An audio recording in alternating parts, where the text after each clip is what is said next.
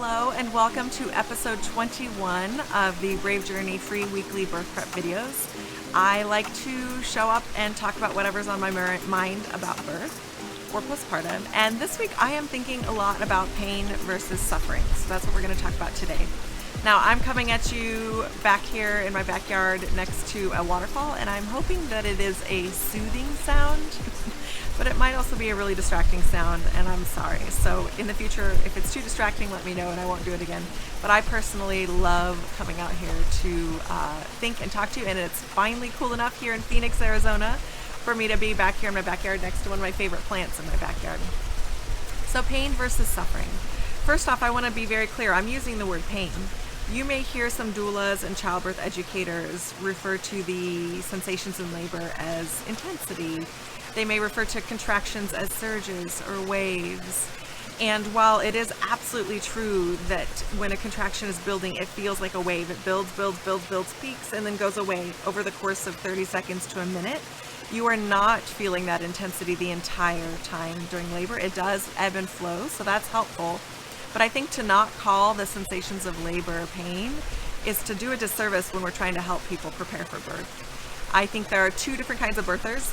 There are people who are preparing to birth who are terrified, who think that they are going to be in the worst pain they've ever been in their entire life, and are going to do everything they can to avoid the intensity of that pain, which is wrong.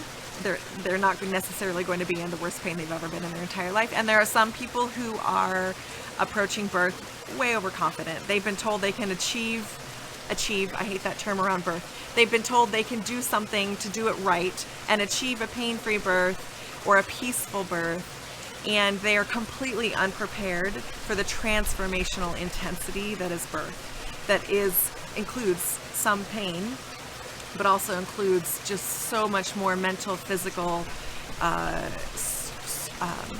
a need for stamina and courage and strength of the fortitude sort, like the personality fortitude that it requires to get through labor, no matter whether you're birthing unmedicated or with pharmacological pain relief or via cesarean.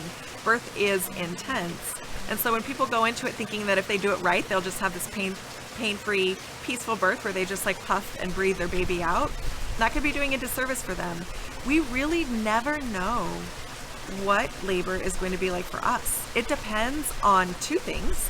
One, our own internal anatomy, the shape of our pelvis, how close our clitoris is to our vaginal canal, and how close our lower back is to our vaginal canal, and all of those things that are just how we are built, and the position of the baby.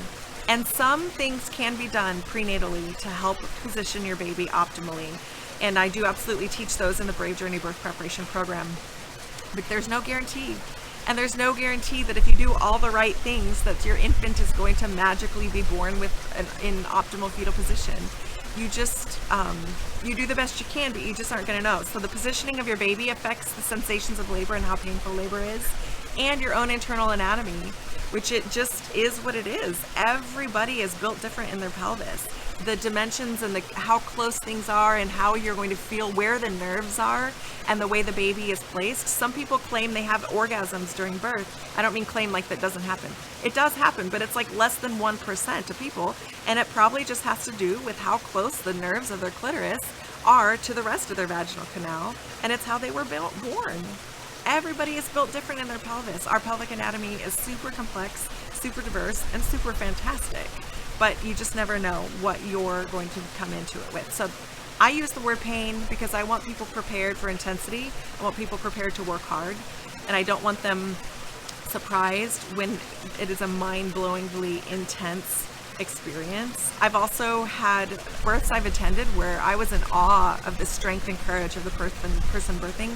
They were roaring their baby out. They were moaning. But afterwards, they were embarrassed because they made noise. And I felt so bad for them to have been embarrassed for roaring their baby out. So now every time I talk to people about preparing for birth, I like to invite the fact that you may roar your baby out. And that is 100% awesome. And it is really connecting with the strength and courage and bravery it takes to walk the journey of birth, which is why I named this wonderful business of mine, Brave Journey.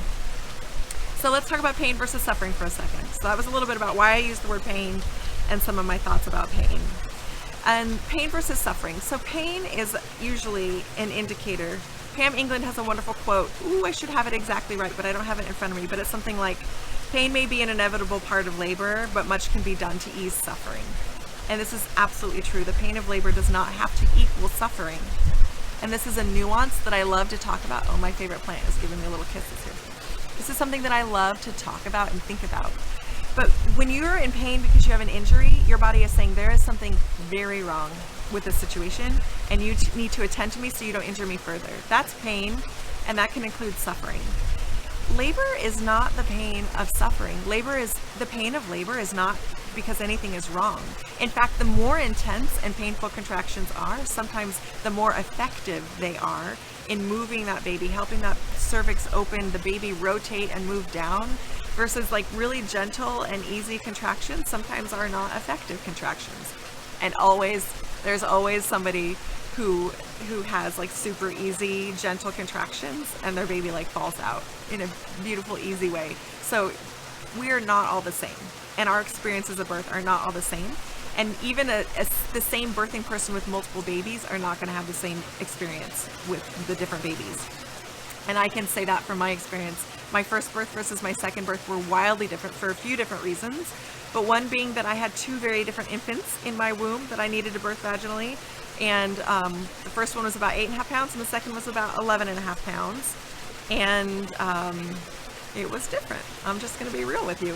The two experiences were very, very different, and the sensations were very, very different.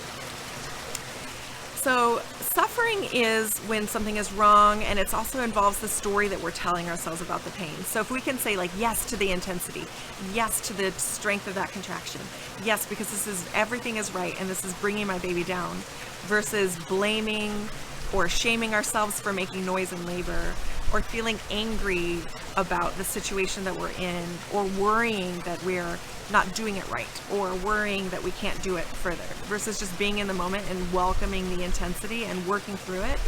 Also, pain is a wonderful indicator to the body to start moving, to find different positions. Often the best advice for birthing people is to labor in positions that feel good, because the positions that feel most good tend to be the ones that are most beneficial for that stage of your labor. Now, not always. There's always complications. For some folks whose baby is less than optimally positioned, may have to take on a few uncomfortable positions for a few contractions to try to help that baby turn. But generally, if you move in ways that feel good, the pain is a wonderful indicator to your body to move out of one position that isn't helpful and to move in another position which isn't so painful, and to labor through the next contractions in that next position. So pain can be really, really helpful. Pain in labor is saying, pay attention. Something huge is happening, and you need to find a safe place to birth this baby. You need to find a place where you feel safe, where you feel private, where you can move and moan and make noises in ways that feel good for you and that reduce the pain of these sensations. And so therefore you can have pain in labor but not suffering. And that's a difficult nuance.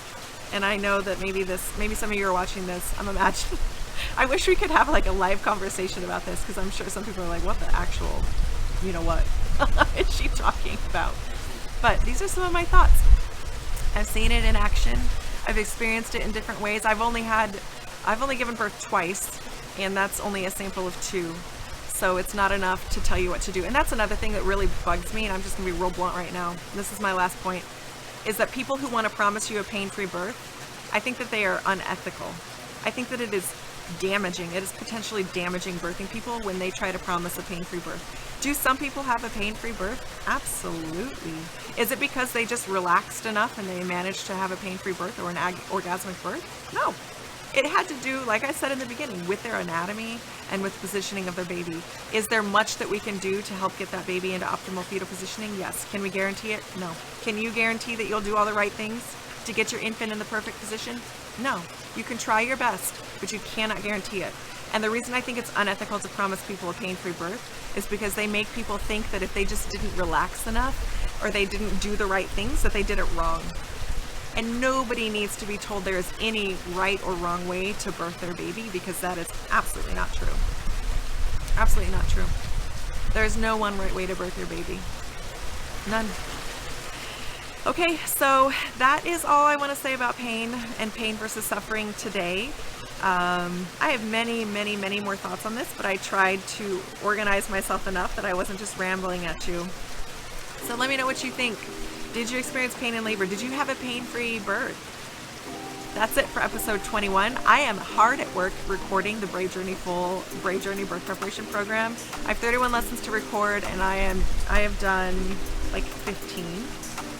No, maybe like 10 to 12. Anyways, I'm super proud of myself because they are coming together and I'm really happy with how they're looking. And I think they're going to be really helpful and have a really positive impact on birthing people. So you're going to be hearing a lot more about this once I release them, because after I finish them, I'm going to need people to take the class. So anyways, I will close this up. Thank you. I appreciate you. Email me, Kara@bravejourney.com, if you have any questions. Let's talk. Have a great day. Bye.